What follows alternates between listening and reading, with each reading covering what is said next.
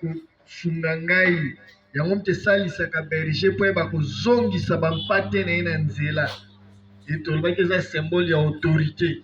Enfant de Dieu nyonso efo yeba kozala na autorité ye tolobaki ya suka le chien aidait le berger mpona koyeba koramener le brebis qui voulait égarer brebis oyo alingi kobunga kokima kobunga kobosana nzela na ye.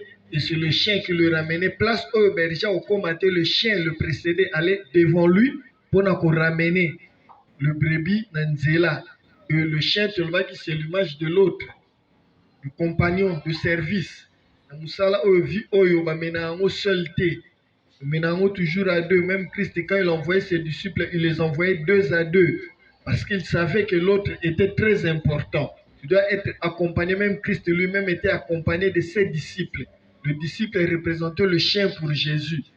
Tout le berger, même le Jean-Baptiste avait aussi ses disciples. Ils étaient comme des chiens. Donc là où ils ne pouvaient pas aller, ils envoyaient ce chien. Il allait pour accomplir Moussala Oyaro Kokomate. Même le pasteur, Azana responsable, tout autour de représenter le chien. Le pasteur ne peut pas faire tout seul. Azana place Moussala Kokomate, le chien, le Bakoy Kokende pour Sala Moussala na place na ye. Donc ces 4 éléments étaient très très importants. Très importants dans le pain, comme la parole de Dieu, Jésus-Christ. Je suis le pain de vie. Donc l'homme doit chaque jour mener une vie de la méditation et de la lecture de la parole de Dieu. C'est ça ce qui fait la force d'un chrétien. Nous avons Christ, il y a des lieux où les chrétiens résister à la méditation et à la lecture de la parole de Dieu. Il pour se tenir toujours ferme, c'est la parole. La gourde, j'avais dit que c'est la présence du Saint-Esprit, l'intimité avec le Saint-Esprit. Tu dois mener une vie d'intimité avec le Saint-Esprit. Parce que la gourde, on mettait de l'eau à l'intérieur du bâton, l'eau te la plus sur le bâton. Le bâton est pour symboliser l'autorité. Aujourd'hui, nous allons parler sur le principe de l'autorité. Et ça, notre sujet d'aujourd'hui. Nous allons essayer de parler sur les principes d'autorité. Oyo, le Silisaki Yango, la fois passée. Pourquoi c'est important le principe d'autorité? Il faut le sur l'autorité. Pourquoi? Parce que quand nous disons ici qu'il faut aux une autorité, autorité est ça nini. Le long de l'église, on parle beaucoup plus de l'autorité, sur l'autorité le démon. Dans l'autorité, tout le monde se met debout à prier réchauffer. Mais autorité, ça caca un aspect à démon. L'autorité que nous parlons ici, c'est pour quelqu'un qui veut servir le Seigneur. Même Jésus-Christ lui-même avait eu le temps d'en parler. Celui qui est la Bible. Dans Matthieu chapitre 21. Matthieu chapitre 21.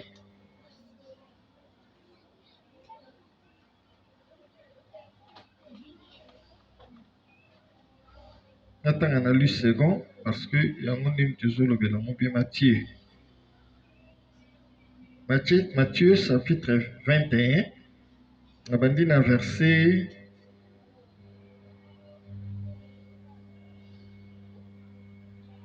On a dit dans verset 23.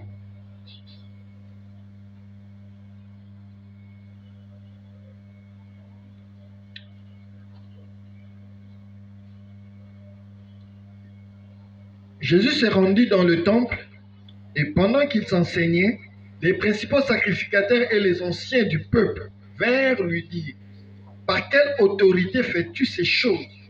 Et qui t'a donné cette autorité? Jésus leur répondit: je vous adresserai aussi une question. Et si vous me répondez, je vous dirai par quelle autorité j'ai fait ces choses. Le baptême des Jean, D'où venait-il? Du ciel ou des hommes? Mais ils raisonnèrent ainsi entre eux. Si nous répondons du ciel, il nous dira pourquoi donc n'avez-vous pas cru en lui? Et si nous répondons des hommes, nous avons à craindre la foule, car tous tiennent des gens pour un prophète. Alors il répondit à Jésus, nous ne savons. Et il leur dit à son tour, moi non plus, je ne vous dirai pas par quelle autorité je fais ces choses. Que vous ensemble, un homme avait 2 fils. Et s'adressant au premier, il dit, mon enfant, va travailler aujourd'hui dans ma ville. Il répondit, je ne veux pas. Ensuite, il se répandit et il alla. S'adressant à l'autre, il dit la même chose. Et ses fils répondit, je veux bien, Seigneur. Et il n'alla pas.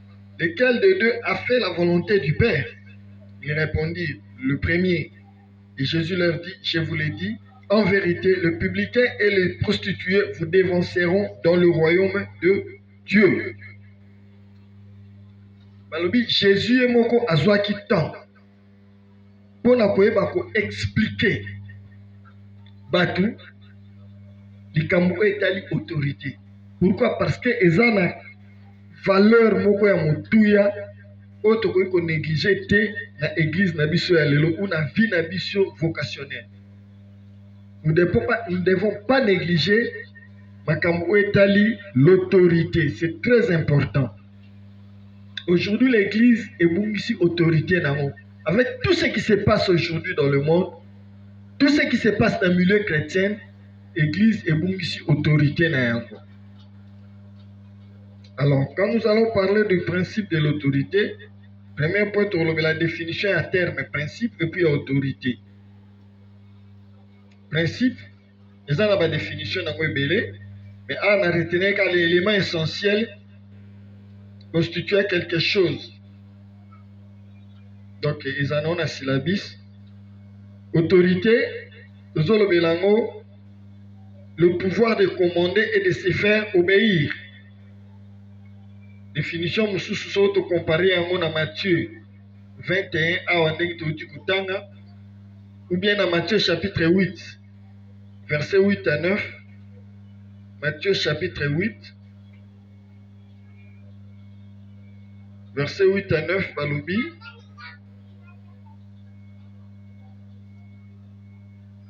Le centenier répondit, Seigneur, je ne suis pas digne que tu entres sous mon toit, mais dis seulement un mot et mon serviteur sera guéri. Car moi qui suis soumis à des supérieurs, j'ai des soldats sous mes ordres. Et j'ai dit à l'un va et il va, à l'autre viens et il vient. Et à mon serviteur, fais cela, il le fait. Balobi, olandisama na maloba oyo, ezali lokola pouvoir ya ko commander et de se faire obéir, ils ont aussi influence morale et physique. La présence, la parole, ainsi que le regard.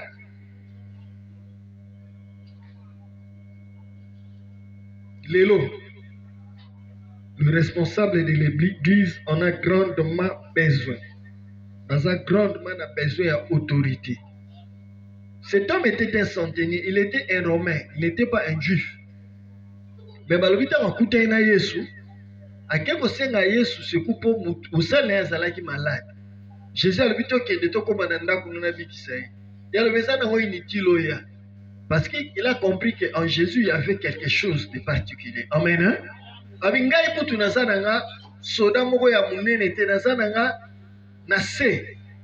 Mais nazana mwa ndambu ya batu na se oyo ngai nazo diriger mwa ndambu ya batu. Mais batu ango na be esclave. Bato sakanga. Soki na lobi na moko kende akei. Soki na lobi na musuzonga azongi. Soki na lobi osala bwe asali.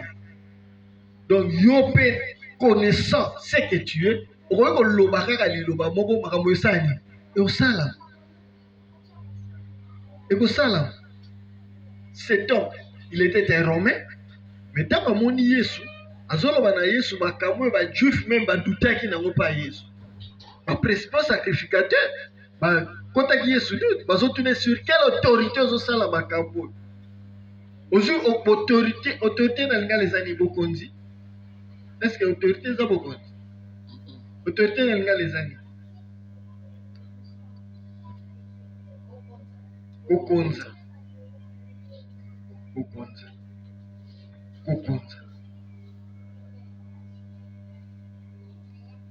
Alors, deuxième aspect, par définition, les aspects de l'autorité.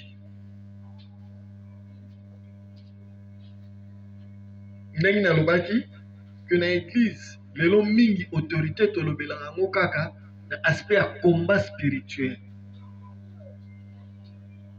Soki eza likambo ya badémon, tozozwa autorité mal, tozwi autorité bengana badémon. Or, en tant que les responsables, c'est que nous devons savoir que ce diriger va être oyo baza double, baza physique et puis baza spirituel.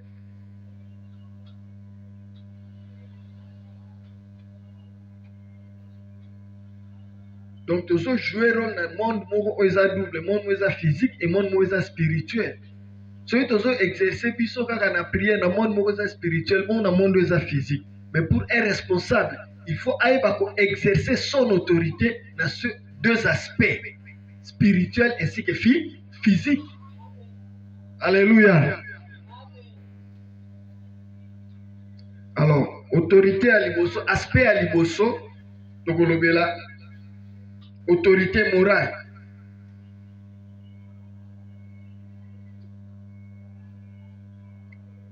Autorité morale, tout le monde a yango epai ya centenier oyo.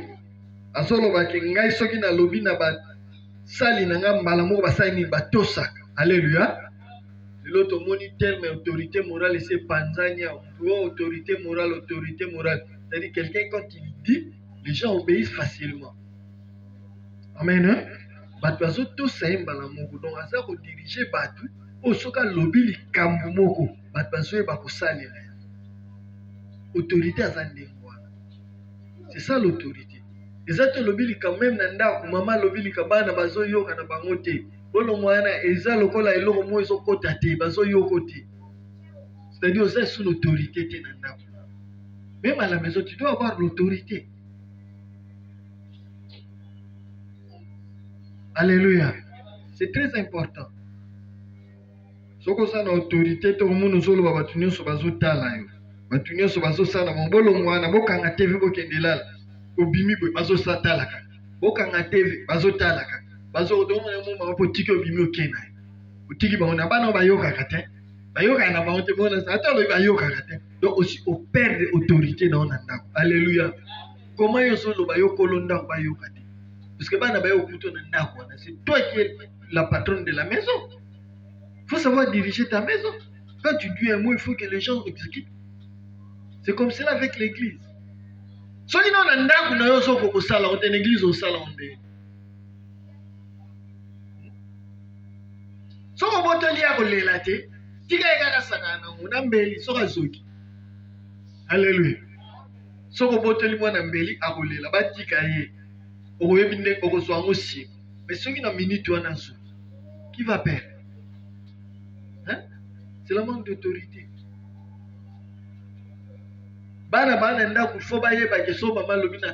C'est-à-dire assez à monter, à changer déjà.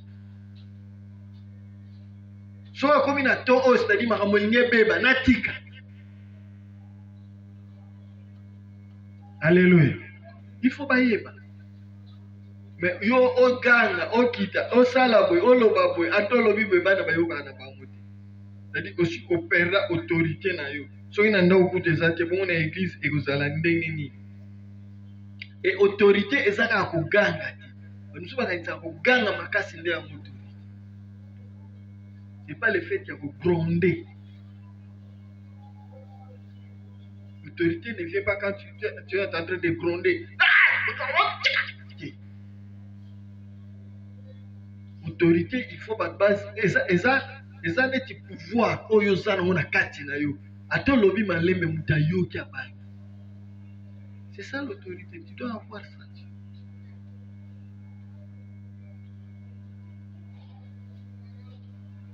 Lobi autorité aspect bosoza sur le plan moral, yami balé autorité physique. L'autorité physique sur le dans la Bible dans 1 Samuel chapitre 5 verset 1 à 5.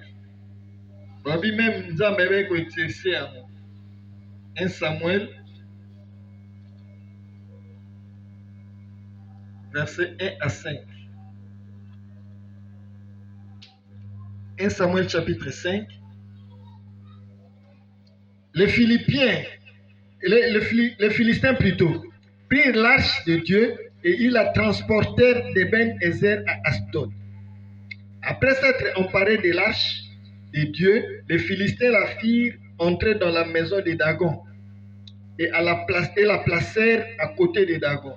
Le lendemain, les Asdodiens qui s'étaient levés de bon matin trouvèrent Dagon étendu la face contre terre devant l'arche de l'Éternel. Ils prirent Dagon et le remirent à sa place. Le lendemain encore, s'étant levés de bon matin, ils trouvèrent Dagon étendu la face contre terre devant l'arche de l'Éternel. La tête de Dagon et ses deux mains étaient abattues sur le seuil et il ne lui restait que le tronc. Amen. Hein? Alléluia. Présence physique. Balobi arche vandaki wana. Bango baina Dagon na mamba tche pembeni. Présence ya pas Dagon ko résister na moté. Amen. Hein? Présence ya pas. Dagon balobi akweye moko. L'arche ganga te salaki manifestation mon côté. Mais étant présent sur le lieu, balobi ekekwane kweye. Et s'incliner et se soumettre. Batomoli yango lobi ko kutango na se parce que autorité oyo nzamba sana mo. Présence sous ko résister na moizati. Soko sana autorité même sur le plan physique. Yango balobi tango tozo kota tozo en possession même ya lieu. Ozo tambola ozo ke na lupango kuti lupango wana eza na ba mystique mais ngai nazo tambola babwaki maya mbasu wana na autorité na zana oso na nyantango esangani. Hein? Esa ni lokote babwaki kisi mbasu babwaki ona nzela ngai na nyantango ngape na kena ndako na swi mbasu wana. Kwa parce que ngana na bokonzi likolo mbasu komanga na nyantango na zwa. C'est une autorité mon côté. Alléluia. Même sur le plan physique. Ceux qui n'ont pas batamabe, ceux qui n'ont pas dit à Mouto, aza chrétien, il faut se sentir mal à l'aise. Dans le milieu yosa, comment se sentir gêné? Lobby na matina bus, ton azozo ngabwe na butu. Kakata bisi discussion moko donc ezangati. Ma et communauté ko soin. Banusu na ebite ngatuni na ko tambulo butambulo déjà bandatongo. Lero bososo nganda kulembite. Bozokanga luba ko balembel bazolo ba pensa avec na tomo ko zo ndima te community ko swana bitana biso. Ngai boy bozo ndima te bino ngolo bo ndima te na makambo e bozo mona. Bozo bo mela nzoto oyani. Alléluia. Tata muka bae, garçon mo sa gana bae ne. Lero mo te mi bande alléluia. Bande so amen. Calme côté. Alléluia. Mais akogani au continuer te na monika avandi na ya batu basongi lisu discussion na ba wa. Alléluia. Donc akoki na minute na ko maîtriser full. Mais ba comprendre que azani une autorité le gola full. Demo a comprendre que ani une autorité avandi ne so bando seka. Lerka ka bandi ko seka. Batu nyonso basongi le débat na ba. Alléluia. Or so a continuer ki ne lanza ki na bando so nge ba fana. Donc tokomi ko tomi kitilaka rapport makelo anesi. Donc abimisi malba moko fait autorité mais yemo ba bité kaza autorité atiki na onde kwa. Donc président va a telemi na bis na nenga telema ba moni a telemi a lobby ba do so ba fandi. Mona ngao bo puta na fan afandi ne lesus. Ba fantiri. Alléluia. Alléluia. Autorité physique, balobi Dagon a conquis qu'on résister à la présence de Nzambete. Autorité spirituelle, sur le plan spirituel, aspect moussous. Awa sokotang na acte 19. Acte chapitre 19. Verset 13 à 15. Bah, histoire, il y a 4 exorcistes. juifs ambulants essayèrent d'invoquer sur ceux qui avaient des esprits malins le nom du Seigneur Jésus en disant, je vous conjure par Jésus que Paul prêche. Ceux qui faisaient cela, cela était 7 fils de Séva, juifs, l'un des principaux sacrificateurs. L'esprit malin leur répondit, je connais Jésus. Je sais Paul. Je sais qui est Paul. Mais vous, qui êtes-vous? Alléluia. Alléluia. Balobi, 7 filles de Séva. Séva zalaki sacrificateur. Bana naye bazalaki ba exorciste banosa musala délivrance. Bazosa musala délivrance. Bazui mutu mwa zangi na besprit mabe bando prier pour naye. Mais na kata prier na moyo bazolo baki tozo bengana milimo oyo na kombo ya Jésus oyo Paul a prêché. Jésus oyo Paul a prêché. Mamba lobi. Soko landi français na mamba je connais, nous connaissons Jésus. Et nous savons qui est Paul. Donc quand on dit que je connais, verbe connaître, et ça koye ba na plus profond. Donc koye ba mutu na profondeur. Je connais. Dans la tête. Et l'inko like ça, koye ba mutu na profondeur na. Koye ba mutu na kati na, na muzindo na. Je connais Paul. Je connais na yebi. Mais yo osana. Biso to yebi yoti. Balobi besprit wane beti bango babimaki nu bakimi. Bango ba osala délivrance. Mais besprit m'avait beti bango. Bonani. Parce que bazalaki na autorité te likola besprit wana. Amen. Hein? Bango balobi Paul esprit oyo tozo bengana biso to bengana kombo ya Yesu o Paul a prêché. Bongo binomo. Bango esprit biso to yebi Paul, to yebi azana. Mais bino to yebi binote. Donc vous n'avez pas autorité sur nous. Vous avez autorité moko likolo na biso te. Et pour la que ba autorité te babi esprit wana e beti ba. Babimaki nu na ndako wana. Bakima mbang. Soki oyebi te. Soki oyebi nani oyo zati. Omona que okozala na autorité te même likola besprit mabe. On a kozala na autorité. Il faut omiyeba. Oyeba nani oyo za. Amen. Hein? Faut pas n'importe qui te même bien aimé. Jésus-Christ le disait même, tout pouvoir m'a été donné.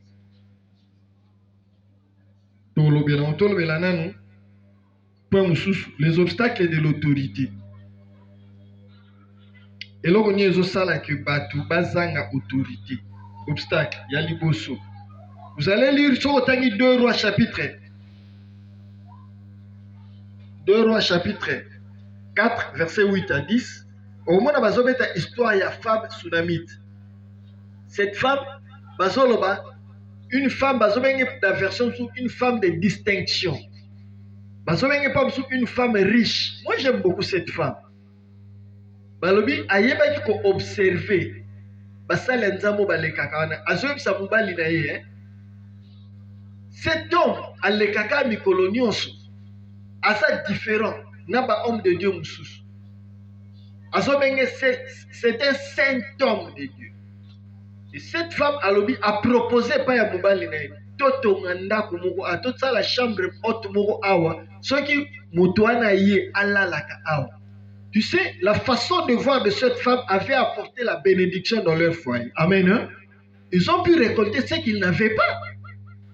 Pourquoi cette femme savait observer? Parmi les hommes de Dieu qui passaient là-bas, il y a des hommes de Dieu qui passent ici chaque jour. Mais celui-ci est différent. Il a quelque chose de particulier. Nous pouvons en bénéficier. Et pour bénéficier de cela, l'hospitalité n'a pas et pas il y a Élysée. Construisons une chambre. La chambre a des moissons dans ces pèlerins ma case. Alors, tu as mis tu as quitté la mesa et puis tu as mouinda. Attends qui élément en 20 tu fais la parenthèse. Parce que na biloko oyo, ce sont les choses que mobali alingaka mingi na ndako. Les hommes aiment se reposer quand ils sont à la maison. Je ne sais pas si ma mari baza ba yebi likambo wana. Soki oza na ndako omona mobali place mingi asepelaka na eza place oyo aza na position kolala kosetendre. Hein? Soko oyebi kobongisaka mbetu na yo propre ezalaka propre la nde so omona mobali no soko aya obanda okota mingi na chambre kolala. Soko mbetu okipaka te na ndako na salon bwana divan te eloko balonga omona mobali avandaka na ndako te.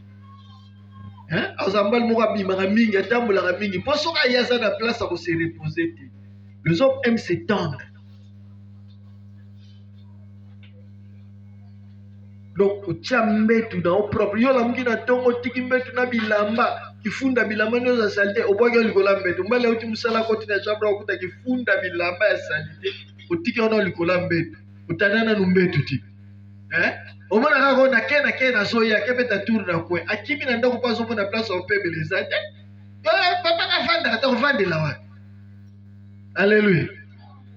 Mbetu bandola muka na tongo. Mema pango mususu kokoto si okoti. Mbetu no moko chambre na eza bureau na yo nano sibite.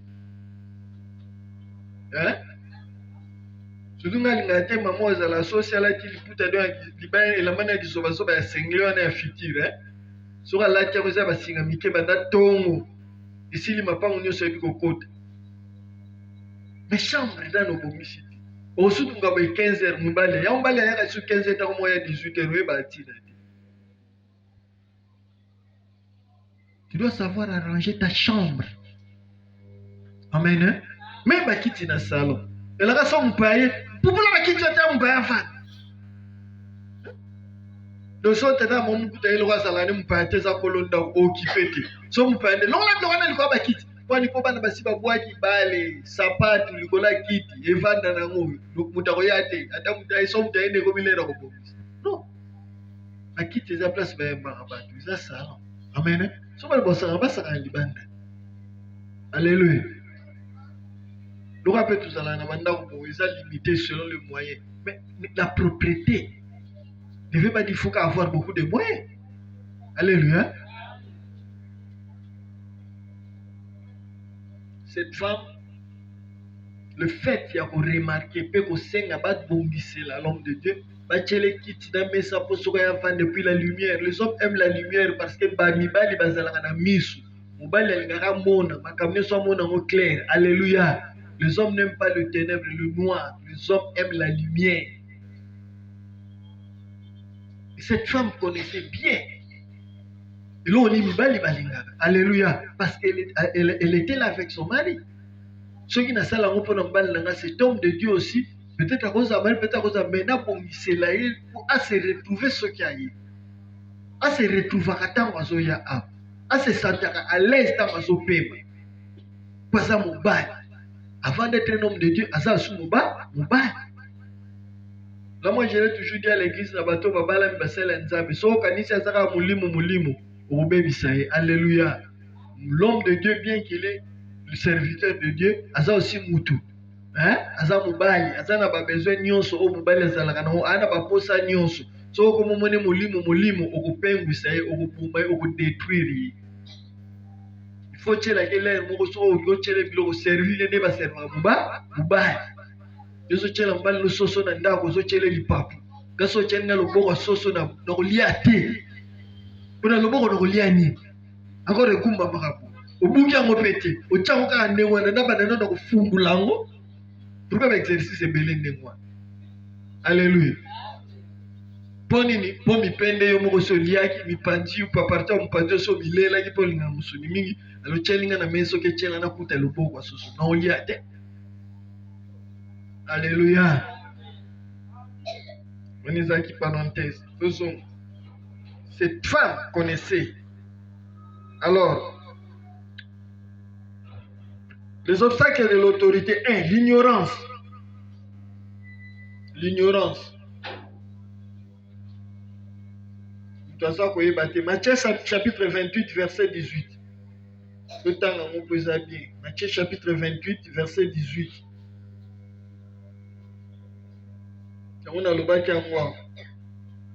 Jésus étant approché leur parla ainsi. Tout tout pouvoir m'a été donné dans le ciel, c'est-à-dire dans le domaine spirituel, et sur la terre, dans le domaine physique. Alléluia. Jésus a tout pouvoir. Il savait ce qu'il était. Ayebaki nani yasalaki. Alors, epesamela kingai, bokontinyoso epesamela kingai.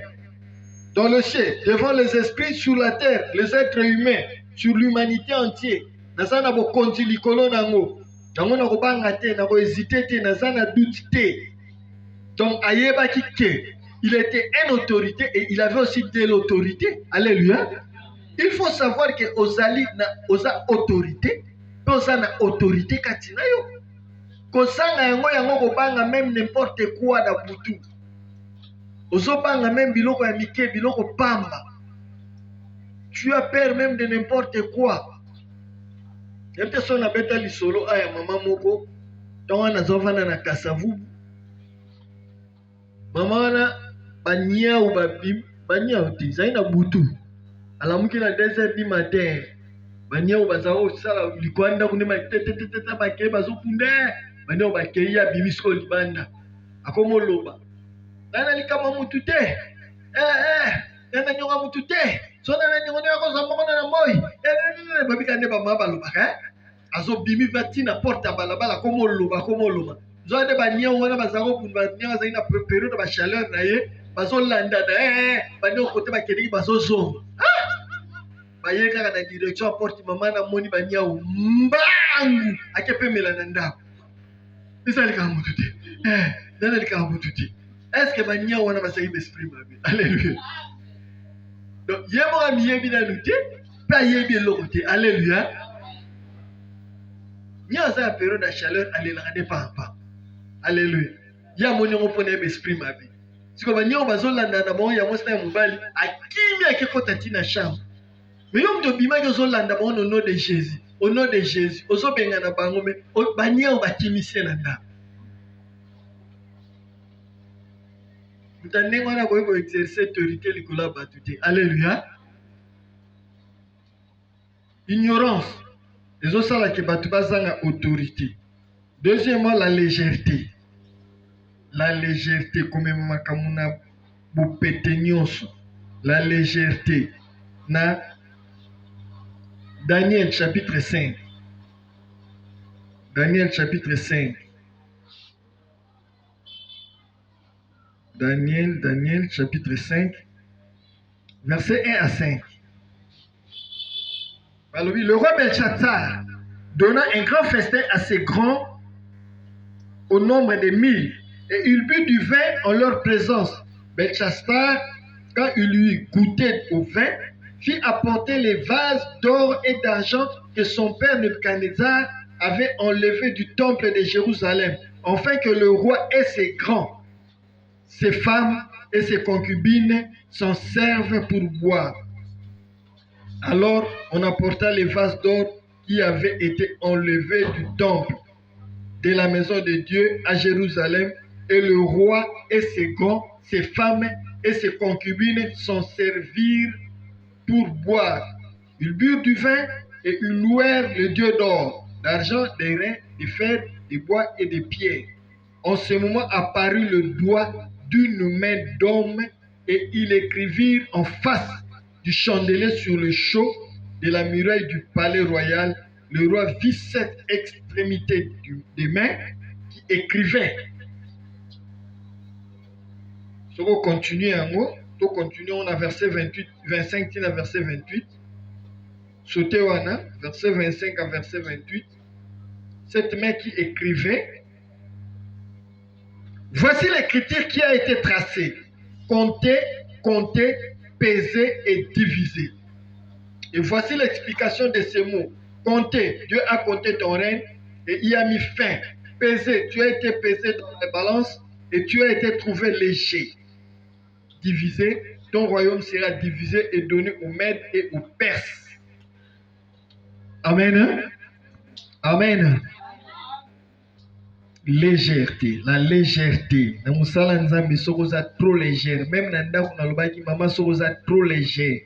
Ce que vous trop léger, vous avez pété mingi, vous avez makamno, vous avez terre à terre. Et ça bien te pourquoi, la conséquence n'a pas zali.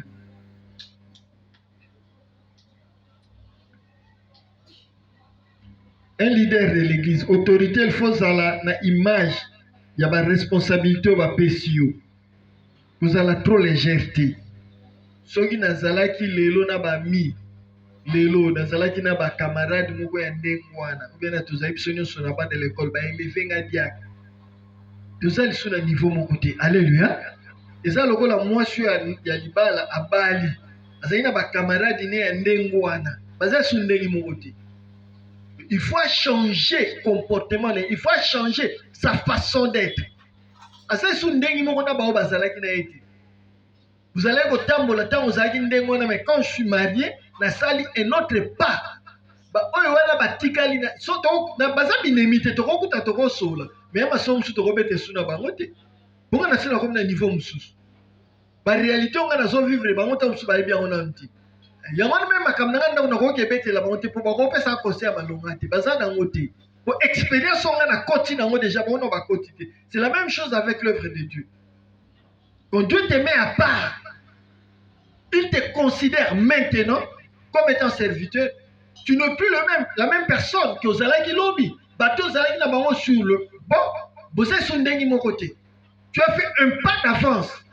Donc tu as un plus. Il y a un Kozala sous trop léger dans ma moté. Kozala peut dur ce qui n'est ni kolobate. Mais ma kamsus o Ozala ko sala o ko sala ngoli souté. Parce qu'on est différent. Amen. Hein? Alléluia. Parce que tu es devenu différent.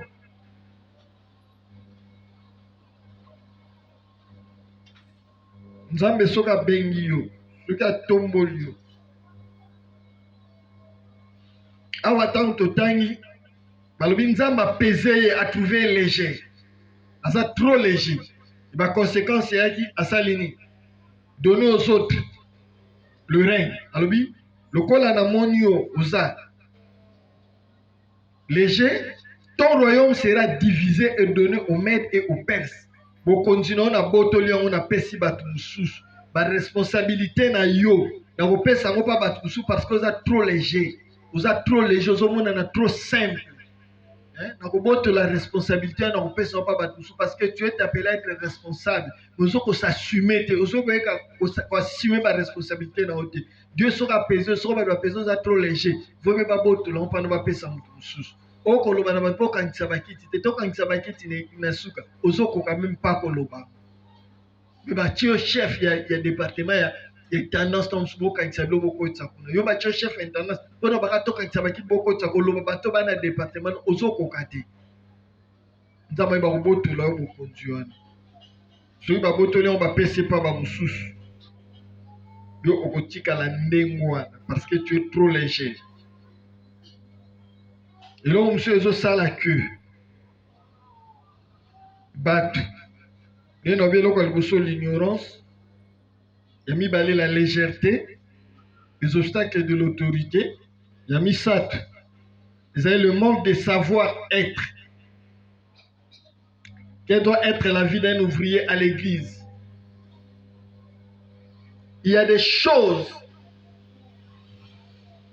qu'un chrétien ne peut plus faire, non seulement parce qu'il est chrétien, mais maintenant parce qu'il a des responsabilités au sein de l'église.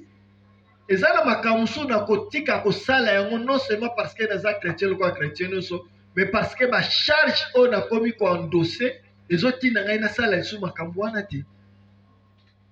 Alléluia.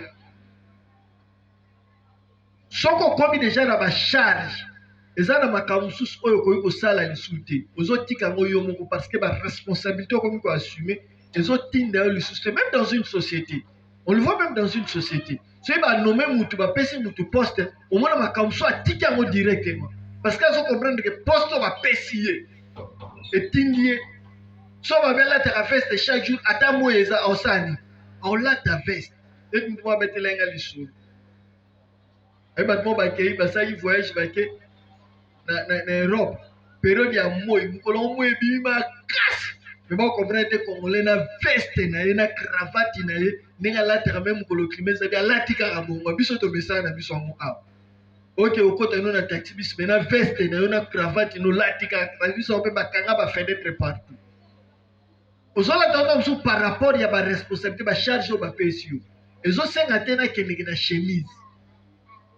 Alléluia. Alléluia. Ezo senga tena zalaka kaka ndengo wana. Par rapport à charge, aux charges que je suis en train d'assumer, ezo tinda ngai na zalabu.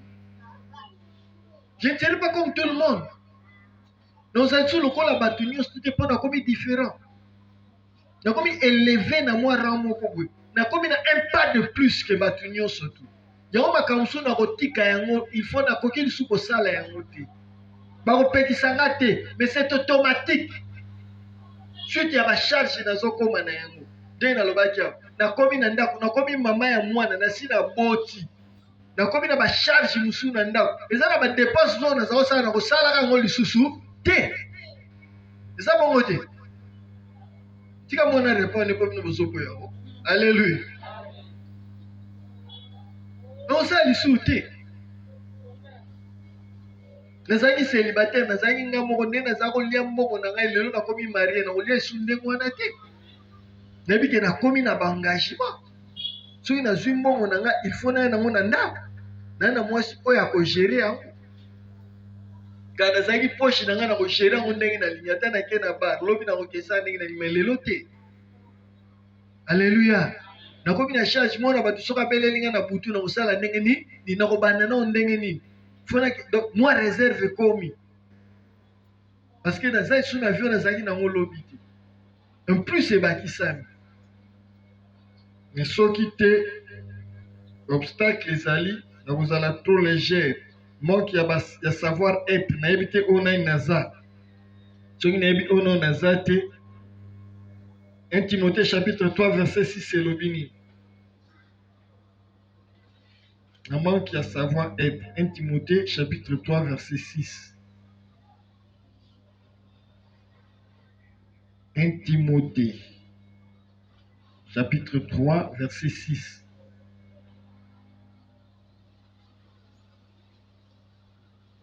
Il ne faut pas qu'il soit un nouveau converti, de peur qu'en fait d'orgueil, il ne tombe sous le jugement du diable.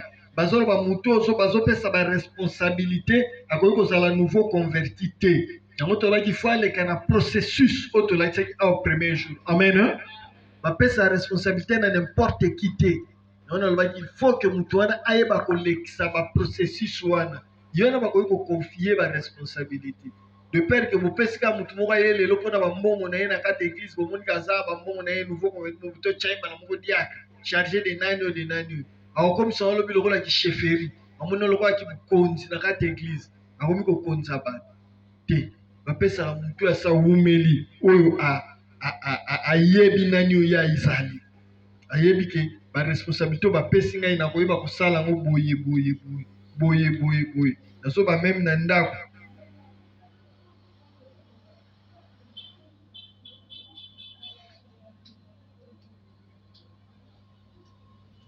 Savoir être, koyeba nani oya zali. Sokolobi otangi bandana verset 2, chapitre 3 kakababi. Il faut donc que l'évêque soit irréprochable, mari d'une seule femme, sobre, modéré, réglé de sa conduite hospitalière, propre à enseigner. Il faut qu'il ne soit ni adonné au vin, ni violent, mais indulgent, pacifique, désintéressé. Il faut qu'il dirige bien sa propre maison et qu'il tienne ses enfants dans la soumission et dans une parfaite honnêteté. Car si quelqu'un ne sait pas diriger sa propre maison, comment prendra-t-il soin de l'église de Dieu? Alléluia. Il faut aussi qu'il reçoive un bon témoignage de ceux du dehors, afin de ne pas tomber dans l'opprobre et dans le piège du diable. Il faut que azala na témoignage ya malamu na lolenge ne ya kuzalela. Batu bazo témoigner ye ndenge azali non muto ya za mutu attends azali donc tant ba tcheye ba pese charge d'église ba deux ba moni que non il fallait kaka ye ba pese charge wa. Ezate bapesi yo charge sala boye badosi bango mobuda bapesi na yanga pesu de mutu lokola yebaki epesi charge ndenge ne kaka kozela ekomi ebebisi bato nyonso ebebisi mitema bato bapesaka mutu charge bongo te na église baresponsabilité eyaka biloko ezobebisa les obstacles de l'autorité eza yango wana. Le manque de savoir vivre aussi. Le manque de savoir vivre. Tite chapitre 1 verset 8. Tite chapitre 1 verset 8. Le manque de savoir vivre. Tite azolobani. Car il faut que l'évêque soit qu'il soit hospitalier, ami des gens de bien, modéré, juste, saint, tempérant. Ami des gens de bien, moninga abatu ya malamu. Il faut aeba ko vivre na batu ya malamu. Aimons les gens, alingaka batu. Azana mutema ya malamu. Soko zana manque à savoir vivre. En tout cas, ils ont obstacle dans l'autorité. Okotelema liboso batu tolo babatu so ba obudeyo. Yemo okutu. Alakisa bisoni. Alléluia. Yo moko na olingaka batu te. Siko kotelema diriger batu de. Ils ont obstacle munene. Ils ont vraiment obstacle munene. Dans Colossiens chapitre 4 verset 6, balobini. Colossiens chapitre 4 verset 6. Que votre parole soit toujours accompagnée de grâce, assaisonnée de sel, afin que vous sachiez comment il faut répondre à chacun. Répondre à chacun. Maloba na yo ezala accompagné na ngolu, pe ezala assaisonné de sel. Ezala na mwa mungu ezala di maloba moko elengi. Bat muso ala kasoka pesio lingala moko ma. Eko kito tension. Alléluia. Soka pesio réponse. Et ningisho na muteme ko kito tension. Yona maloba mabe okatela ka batu ba bangala. Ba peso charge ne. Ozo ba responsabilité ndenge ni.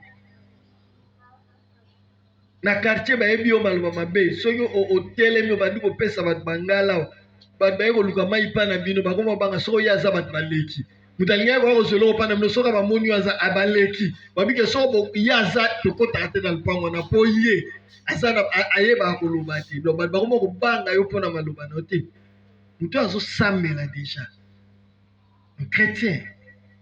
Balbi maloba na ye il faut ezala na ngolu, il faut ezala na grâce, il faut ezala assaisonné de sel. Mutu soka yoki il faut yoka posa ko yoka ye. Ayoka elengi ya ko yoka etanga zoloba. Akoki ko reprocher mutu, metanga so reprocher mutu. Mutu a comprendre maman que ye muta sali mabe. C'est ça une autorité. Obstacle ya ngwana. Yo maloba mabe oko reprocher mutu ndenge ni. Maloba no soko zo ba fiba ba yoka passe. Oza mama, oza na quartier, oza na ndako. Soko na ndako na quartier ba ebelo ndenge na bongo na église. O mibo mama aka. Me otindika onka. Yo ka ntelo ka mabe bo mama eumela. Eko bima kaka. Ebisa biso na ebandelia wa vieille nature et se noyaka. Mais et se nager, et najaka. Eko se noyer ou étouffer en lelo. Ozo bomba maloba no na mabe même ko leko mata. Ako bimisa ko tikila moko. Pe panzi ba. On a besoin de pas si vous avez une responsabilité. Alléluia. C'est tellement difficile. C'est pas facile. On peut s'en donner une responsabilité pour que vous ayez un problème. Et puis le manque de savoir-faire aussi. Le manque de savoir-faire. Le sala likamu. 1 Timothée chapitre 3 verset 13, les autres va remplir bien 1 Timothée 3, 13. Vous avez 1 Timothée 13, les autres va dire. Car ceux qui remplissent convenablement leur ministère s'acquièrent un rang honorable et une grande assurance dans la foi en Jésus-Christ. Car ceux qui remplissent convenablement leur ministère s'acquièrent un rang honorable. Ba oyo bazo sala musala malamu ba oyo bayebi kosala musala malamu bazalaka honoré par rapport ya musala azosala. Okozala honoré, bato bako honoré yo parce que ndenge na kosalela bato bazosepela na yango, bato bakotosa yo, bato bakosala malamu parce que yo moko nani ozosala yango na bolingo nyonso, ozosala yango na motema malamu, ozoyeba olingi yango. Faut bien remplir koyeba kosala musala no malamu. Même na ndako soko ozoyeba kosala musala no malamu te, bato bakorespecte yo te. Oza mama ndako yeba kosala musala no malamu mpo batosa yo. Soko yo moko yebi kosala musala malamu te, bato bakorespecte yo te, c'est ainsi na même na musala nzambe. Bien mais musala malamu etindaka bato batosa yo. Bien fait. Mutu nyonso olinga bana ko imiter yo, alors pas imiter yo bien, il faut bana na ko respecter yo, po yebi ke soka azotosa yo okondima ye pe peme na yo, okoyeba pe koyiba mayele pa na ye. Mais yo moko nanu musala oyebi kosala te, ozosala ngo malamu te.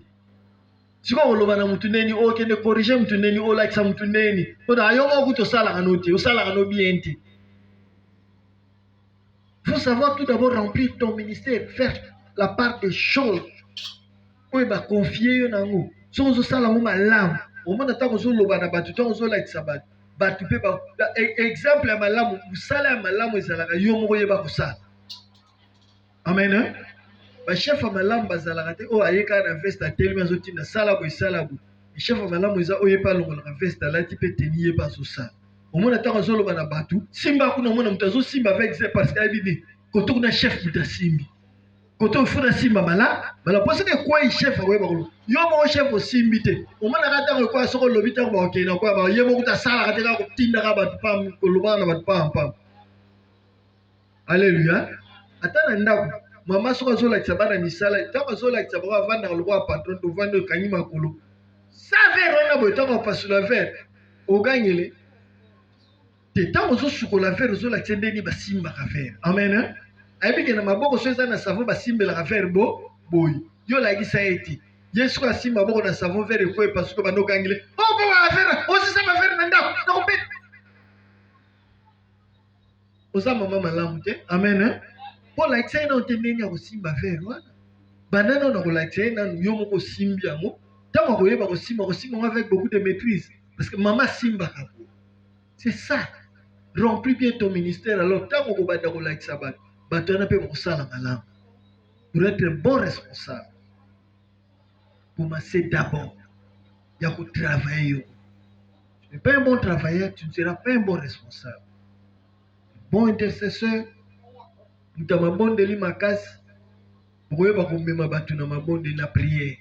Vous avez un bon délit la raté, vous avez la prière. Vous avez formé, vous avez la prière. Donc, on va persévérer. Donc, côté intercession la prière, bandi prière, papa, mutawa dirige na prière, nzo na satika ne na kene gambe la kosomba Thompson. Milo wana epita makale election kanyi miso, ezandi bandi melelo to sobi kanga miso kanyi mkemja tali, mkemja fumuliso. Lelo ko ba compliqué. Boka miso bona mtakanya umeleta lemi na fumuliso. Oh talent. Metanga kala yeso bibo kanga miso so banga so fungulo ndiro omona mystique liboso ndo bando kanga ki miso mutazo dirige kanga prière abimi ake wenza sombi Thompson na yena pesi bazokali donc oyo aussi ça bobi amen na Thompson ese bela ki bozole balambe ngoler ni bino bozoe bati zwana mutazo dirige bino na prière asa biba ina akede bino kaka bozo persévérer mettons to ko remarquer ka bima ngane me makamno se beba kiti alléluia so ka bimi na bino so tiki na bino. Vous comprendre, hein? Vous avez une bandi prière. Vous comprendre, vous priez vraiment. Mais vous avez même une prière. Vous avez un sujet. Vous avez un nous avons un jeune moto, jeune période dans ma campagne. Dans ma campagne. Vous avez gêné. Vous avez gêné. Première fois, vous avez gêné 3 jours. Pourquoi vous avez gêné 3 jours, vous avez gêné 3 jours, vous avez gêné 5 jours.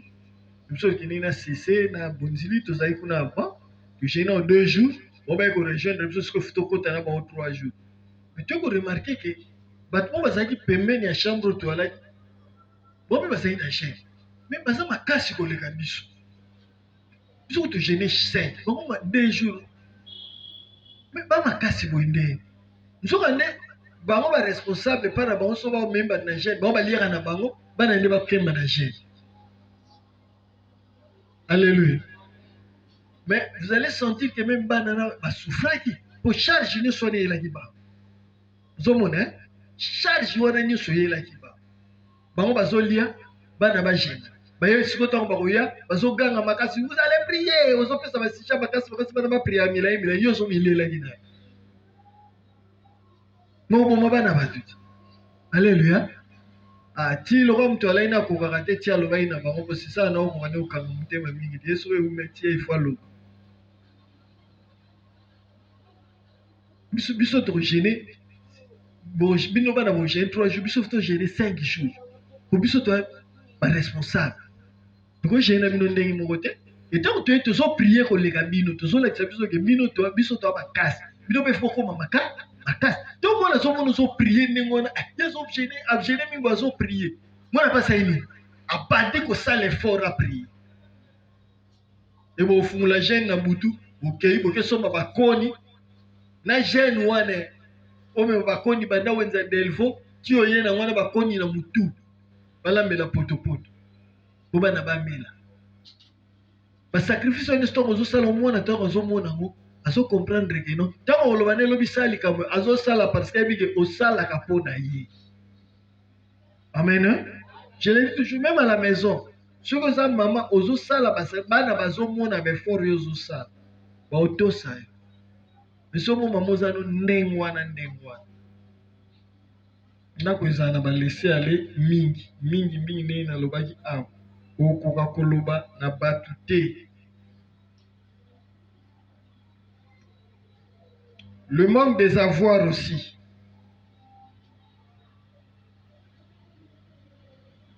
Le manque des avoirs. Kuzanga oyo kuzanga soko zangi yobi kuzanga soko zapi penza mingi esilisa mutu na valeur boye bien hein manque les avoirs pour un leader pour quelqu'un qui dirige c'est pas aussi bien ils ont un obstacle dans l'autorité kuzanga oyo bandokendeka tokenda veye moko pa mama moko ntango wana tosala veiller tosisi na ba 3h 4h du matin mama nalameli biso kafe mutu alai nalobi oyo alinga nde bakafe te mama nafungola congélateur nabimisa viande fraîche oyo balamba na pondu ya lingondo bachauffe yango balambela biso fufu ya semoule na 4h du matin tolia totondi tolali mais lobi nango toki lisolo en église et bayaka balia kita fufu munene. Alléluia. Mutu alai na bineti na kocha musafi na bimisango donc prière to saki mama na mwita munika fufu na ya semoule toliaki yango lisolo ke betela bato. Alléluia. Banda wa to kungula munoko na biso ndeka soso la paraloso hein soki na keve tina osisa na koliaka lisusu te yonga na la tilo so na ke retraite na liaka te so na ke veye na liaka te. Alléluia. Kozango esilisa bato valeur